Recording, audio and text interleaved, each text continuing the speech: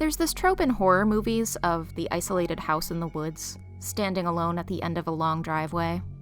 Home to hillbilly cannibals, psycho killers, radioactive mutants. That's where I live.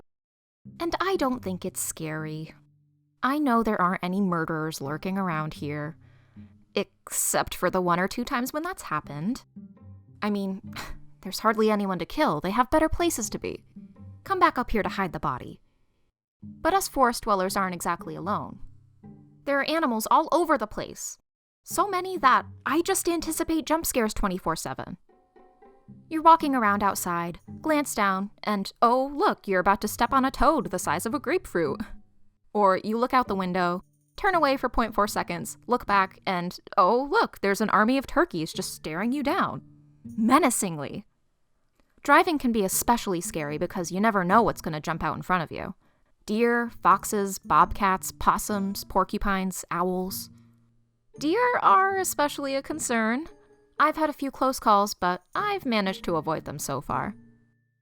I've had some other close calls. There was one day where my little nephew and I were walking to a shop to get ice cream, and he says to me, "Those kittens are so cute. Can we pet them?"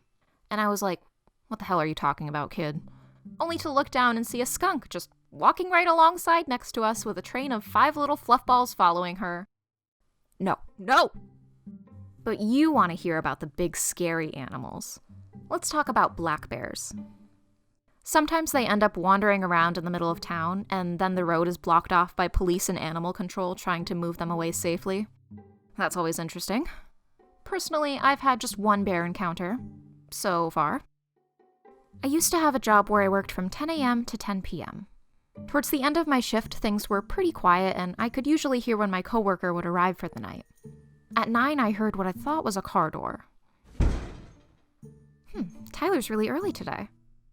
So I went to the living room to look out the big window and died of fright because there was a huge black bear just standing there.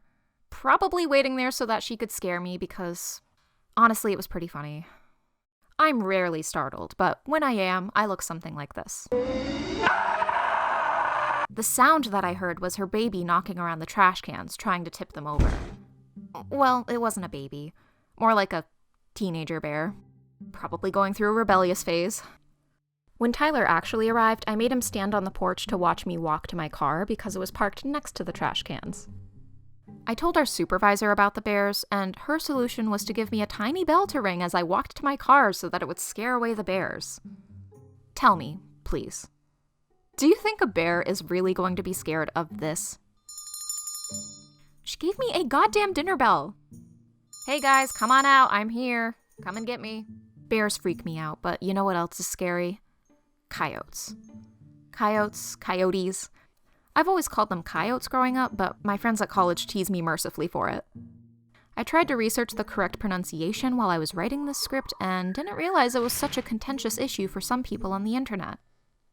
So, I'm going to keep saying coyote right now. Please bully me in the comments below. Most nights I hear a cacophony of animal sounds before I go to sleep. Tree frogs croaking, owls hooting, whippoorwills whippoorwilling. They're pretty annoying. But the coyotes are the worst.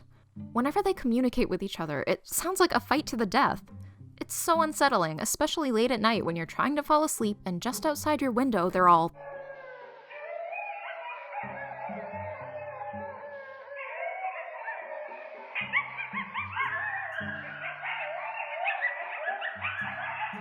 My main concern with the coyotes is my little dog here. Whenever we take her outside at night, we have to follow her around with a flashlight so that she doesn't become someone's midnight snack. Are you spooked? Imagine needing a bodyguard to go to the bathroom. Pathetic. Even though they're big and scary, both black bears and coyotes are mostly timid around humans. In the rare event that you're approached or attacked by these animals, you handle them in the same way. Make yourself look intimidating. Yell, wave your arms, act completely unhinged. It'll make them feel uncomfortable. They won't want to take a chance fighting with such an unpredictable weirdo. Do not turn your back on them. Do not run away, and do not play dead. If you can't scare them away, well, you're supposed to fight back any way you can. So, good luck. I'm always so concerned about the big boys that I forget who my real enemies are. One winter, my stepdad came in from shoveling snow with a teeny tiny deer mouse in his hands. He accidentally hit it with a shovel and it was injured. I put together a little cardboard box shelter and I fed him cheese and peanut butter. After a few days, he started to move around more and was trying to escape the box. It was time to set him free. I walked into the woods and said goodbye to my little friend. All right, buddy, my work here is done. You get a second chance at life, and I've earned some extra points on my karmic record. It's been nice knowing you. We'll never see each other again. So I thought. A few days later, I was babysitting for a family friend.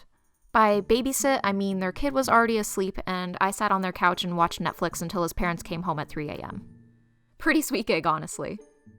I was deliriously tired when it was time for me to head home. When I opened my car door, I could have sworn I saw something scurrying around on the floor. I was completely exhausted and thought I was just hallucinating. Not the case! After not driving for a few days, I got into my car. The floor was covered in mouse poop, and my glove box was a nest of shredded cabin filter.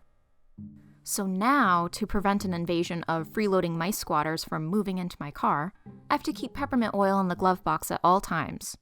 So it smells like the holiday spirit year-round. Merry Christmas, it's July.